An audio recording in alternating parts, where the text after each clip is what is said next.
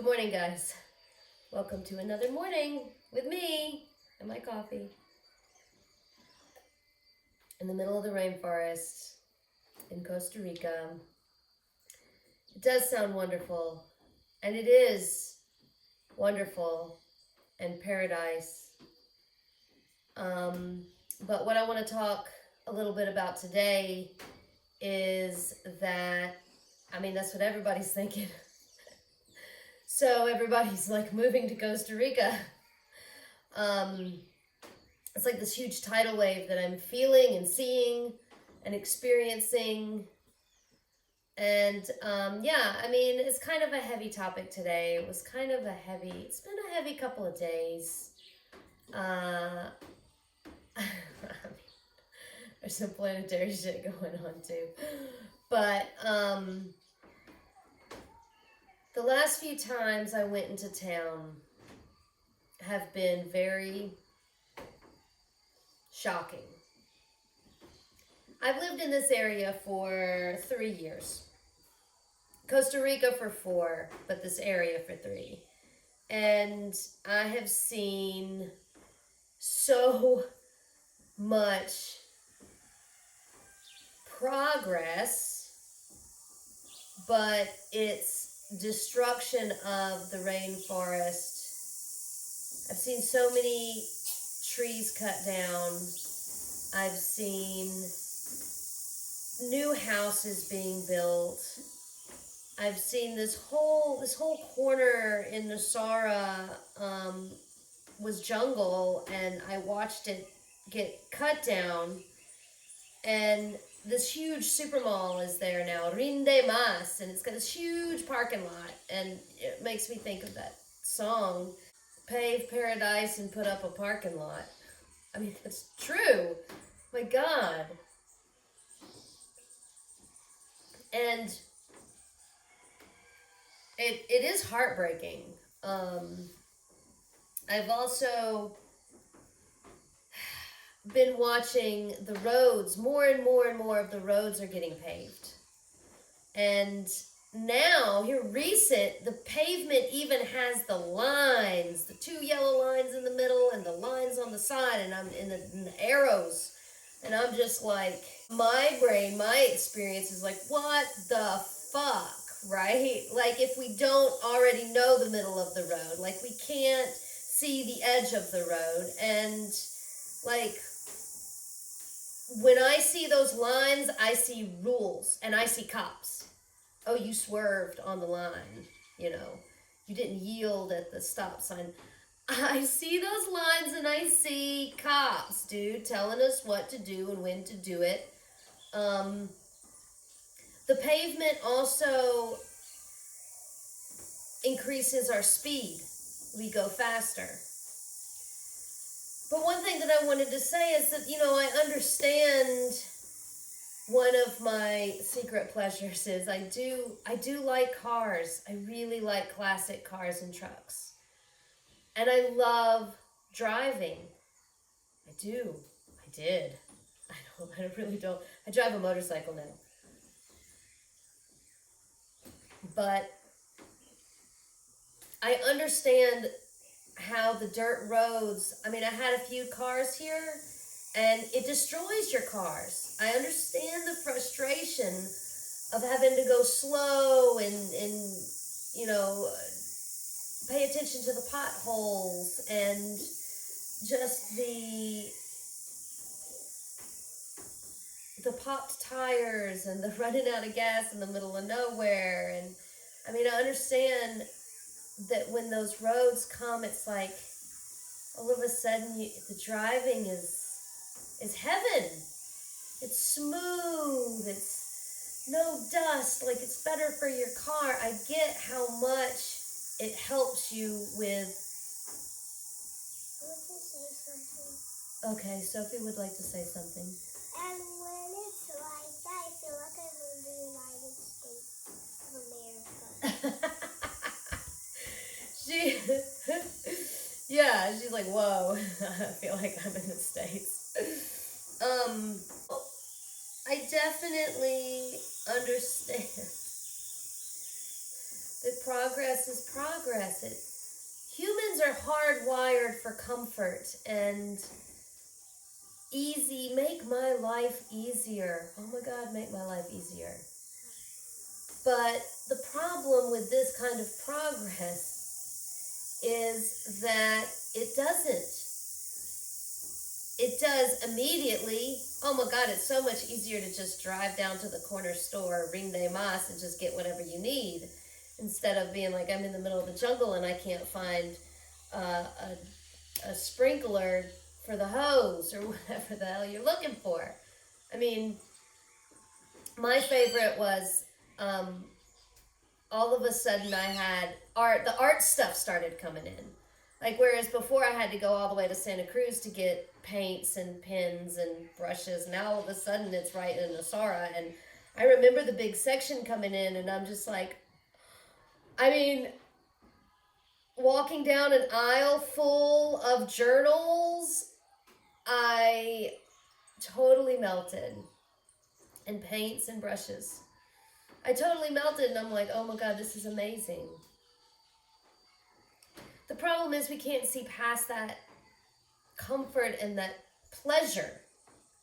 We can't see that, no, it's not, yeah, I mean, the journals aren't destroying the environment, but this is progress, this is a kinetic force that is going to keep on going. Once you push, once you get it moving, this progress, it doesn't stop. More and more people flood in, and more and more cops come in, more and more laws come in. And I mean, before we know it, we're in neighborhoods, and we don't even remember that there was a forest where the neighborhood was. So right now, we've got the neighborhood being built around Coma. But the point is, it's not that building houses and having progress destroys the environment. It's the amount of, okay, it's the population. It's the how many human beings are on the planet. You know, a couple of ants don't really fuck with you. But I experience when the house, all of a sudden the ants will invade. And I know there's some of you that are watching that have been here, that have experienced Mystic Big Sis. She knows about the ants.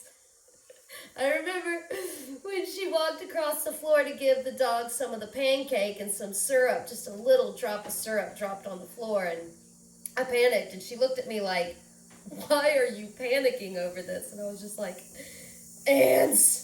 The ants are coming. When they flood the place, it's a war, right? And the point is, it's the population, it's the amount of people that are destroying the planet. I mean, I don't know what to do about it other than what I'm doing.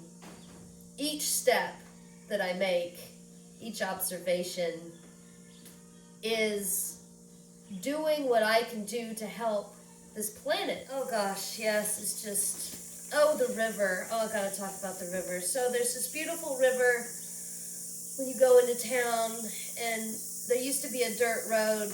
Well, there was like a gravel road into town, and then there was this like back path, right, that the motos could take. I mean, maybe not a car, but a moto. And it was down closer to the river, and it was just, God, I'm gonna make myself cry. It was good. Maybe they need to see me cry. It was this beautiful path. And now they cut it all down, and all of the rainforest that goes to the river is now, actually the other day, I stopped at a traffic jam, and I had to sit behind this big 18-wheeler on the dirt road with the big rocks, these big white rocks that they're replacing. So the river is now, has these huge rocks and ramps going up instead of the rainforest and the trees that go down into the river. Now all of a sudden it looks like a damn sewer line. And it's been really hard for me. But you know, I get it now that now Nassau is not going to flood. I mean, I do have visions of the flood ripping it all apart. Oh God. Well, that might. Probably. Well, ooh, I shouldn't. But anyway, I digress so that I can gather myself. I don't like people seeing me cry.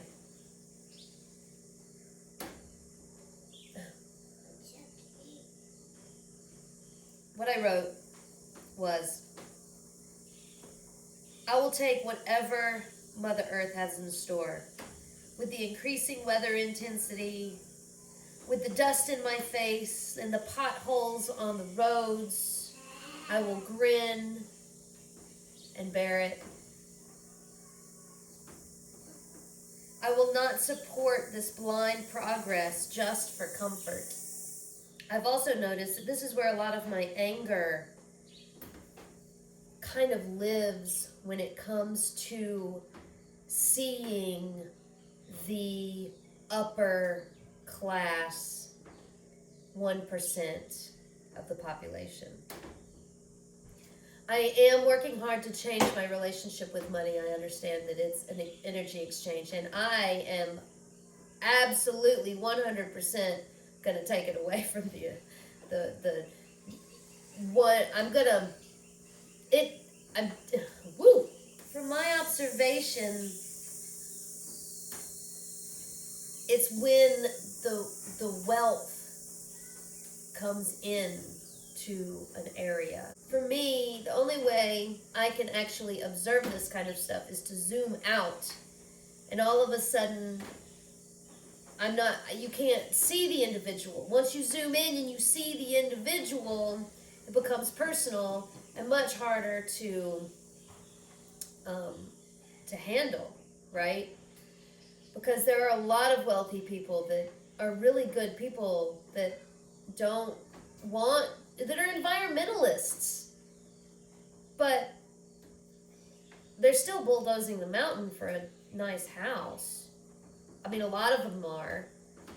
I understand some are building earthen homes and exploring other kinds of building materials and not, and respecting the land before you bulldoze it to build a house, but it gets complicated. Again, you have to zoom out and you have to see humans reacting in a lot of different, like eons after eons after eons, like how they've behaved from the dawn of time to now, right?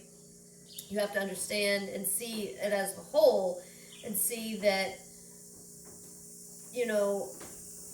it is the wealth that brings we need comfort, and we need roads, and we need government, and we need superstores, and we need to be able to buy things, and we need lights to tell us when to stop and look both ways in the car on the roads, and we need lines in the middle to tell us where the middle of the road is, and it's just my observation. So it does make it hard for me. My sorrow comes when I realize this is inevitable.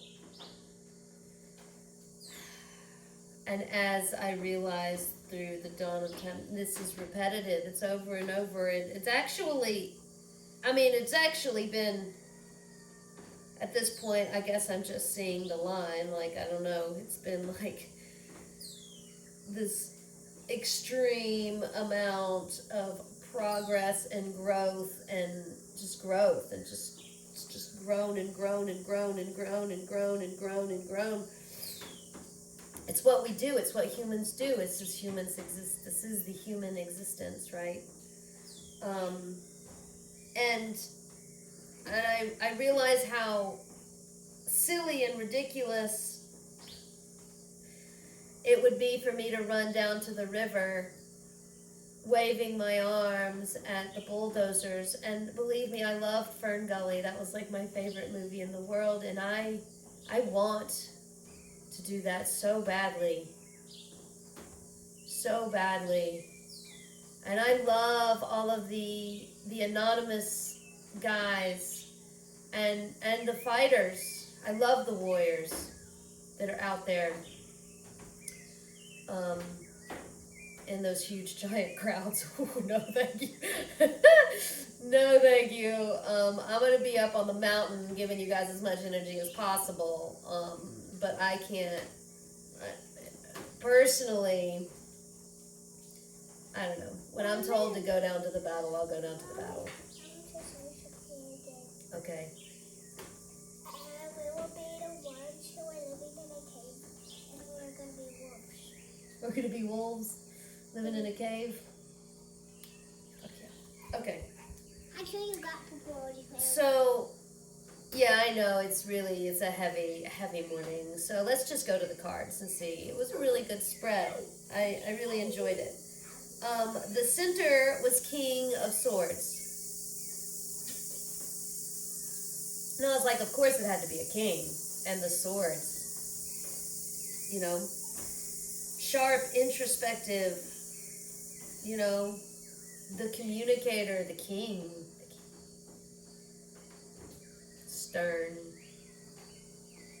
And then, as I meditated on that, I was like, you know, it swings both ways. This could also be the negative, unbalanced king with the sword as well.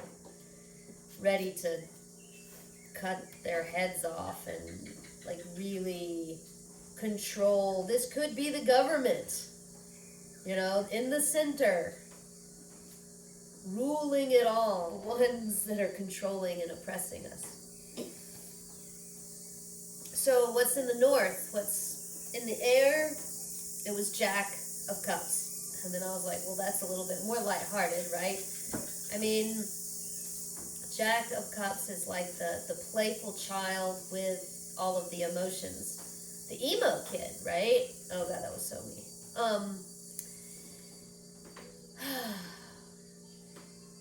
In our brains, we're just children, running around, playing, having a good time, living. It's all just a game. Those of us that are waking up are starting to realize that as well. And it's the only way to not let depression overwhelm you and drown you with the stuff that's going on. Because, like, you're living in an apartment or a neighborhood. I mean, I'm watching the neighborhood be built around me. Like, I know, I want to, every time I look out the window, be consumed with anger and frustration and dread and, like, why? But we can't. That's not, our brains need to be able to laugh at it and be like, this is so ridiculous, you know. This is what I'm experiencing. And maybe take a moment to pray and to cry. But yeah, in the end, it's just a game. It's just a game. In the south, what's rooting us, what's keeping us grounded was 9 of Wands. And I was like, I love that card in this position. There's so much strength and foundation. Your foundation is everything.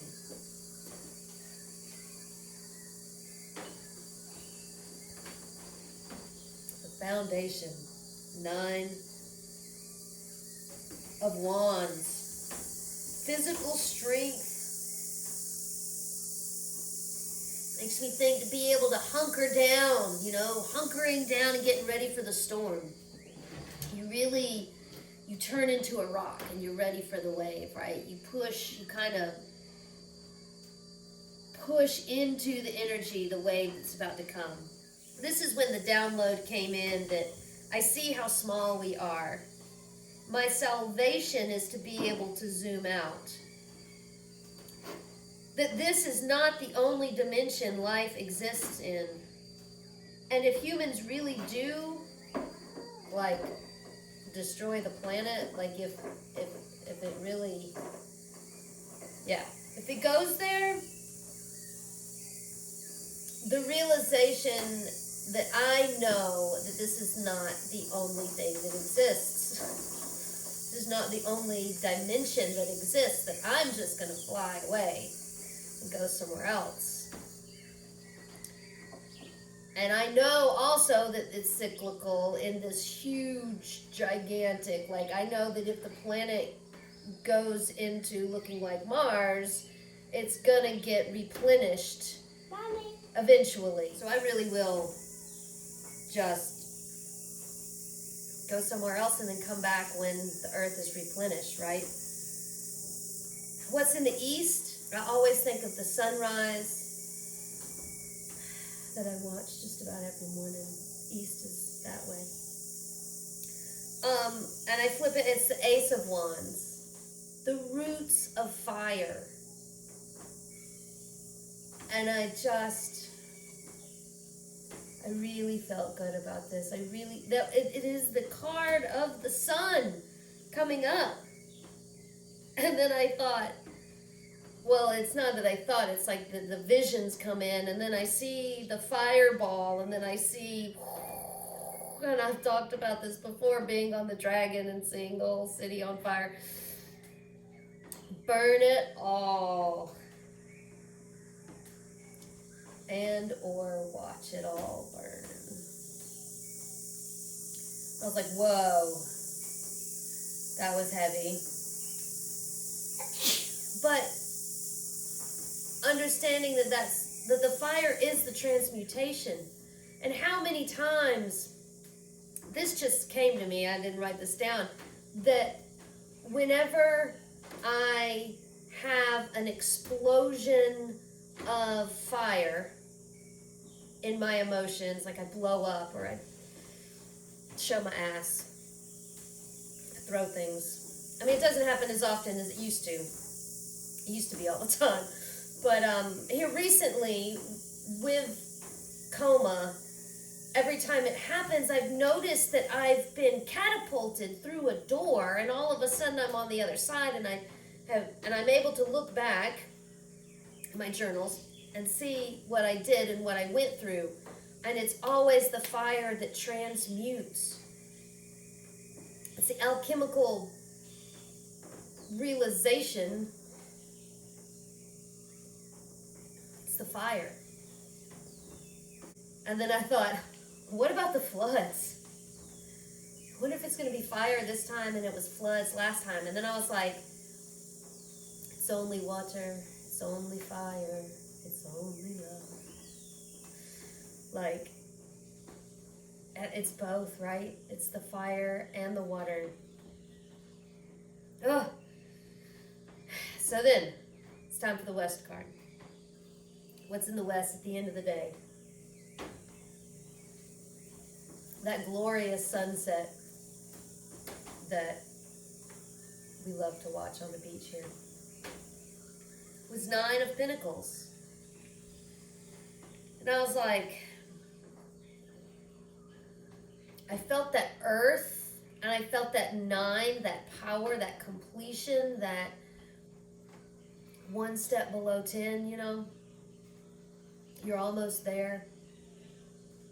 And power, continuing that battle, and earth. And I thought, those of us who are true and walk lightly and lovingly on this planet will hold the powers of earth. I thought pentacles, right? Like the pentagram. It's like the key. We will be the ones the earth protects. If you have a connection and a strong link between you and your higher self, you're able to communicate with the divine. It recognizes your energy, right? In this really otherworldly, mind-blowing way. But I realized that at the end of the day, it's really taking care of of that pentacle, right? That symbol of earth, whether that's just the plant that's outside, the plants around you, to really communicate and take care of the plants around you, the life around you, your family, your home, your body. This is earth. This isn't going with me. I've had visions, and Jesus was supposedly able to do it. And the rainbow body thing. Anyway, I've looked into that. I don't know. I might take my body with me. I don't know. But this is earth, right? This belongs to the earth. So taking care of your body is taking care of the divine. And Pentacles is also like independence, right? And self-reliance. I mean, that would make sense because it's like literally, I am a grown-up now.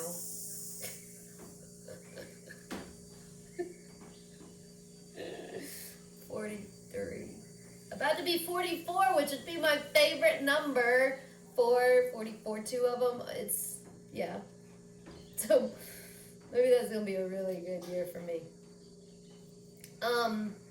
But anyway,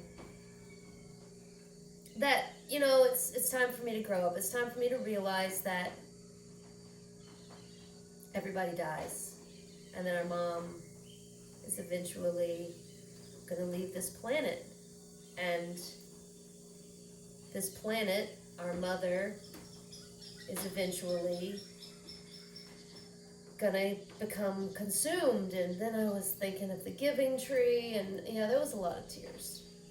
I have cried every single time I read the Giving Tree. It's just one of those books for me. But yeah, at the end of the day, humans it's not going to stop. I've come to terms with that. They're not going to stop cutting down the trees and building homes. More people need homes, and individual families want to move to Costa Rica because it's paradise. It's not going to stop. The progress. Soon, there'll be so many people that will need 4 lanes instead of just the 2 that we have. And then, if you're going to have 4 lanes, you have to have more space, and you have to cut down more, and it's not going to stop.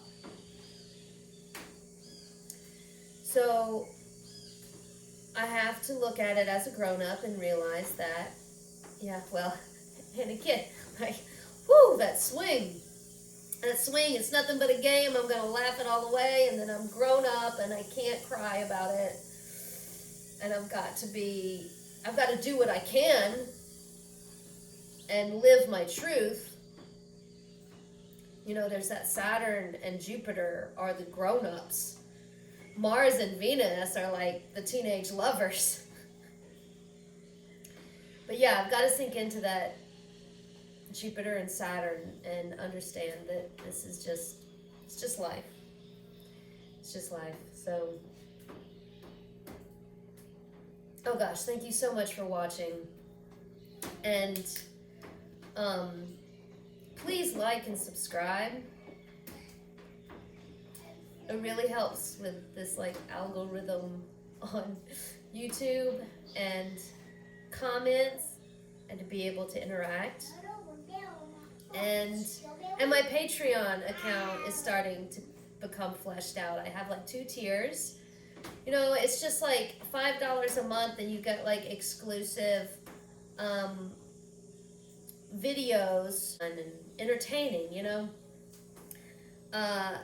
and my second tier, I did the $10 a month option, and I was gonna do videos of do a video of Sun in Aries and explain it how I explain it, because there's a whole bunch of astrologers out there that you can just look this stuff up on Google, watch a YouTube video about it. There's so many out there, so many wonderful astrologers. My favorite is Achita Baba.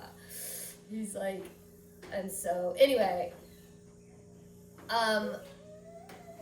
yeah, but I do it in my own way, right? Like when I'm like, why am I even do this? So many like wonderful astrologers out there. Like, why are people gonna want to listen to me?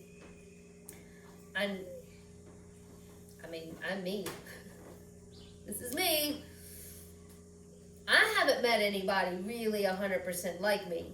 I've met some that are very similar that have aspects. But in my observation, is one of the things that I really love about myself is that I have not yet in my life, incarnation, met another one like me. So, in my authenticity, thank you so much for watching, and love and light.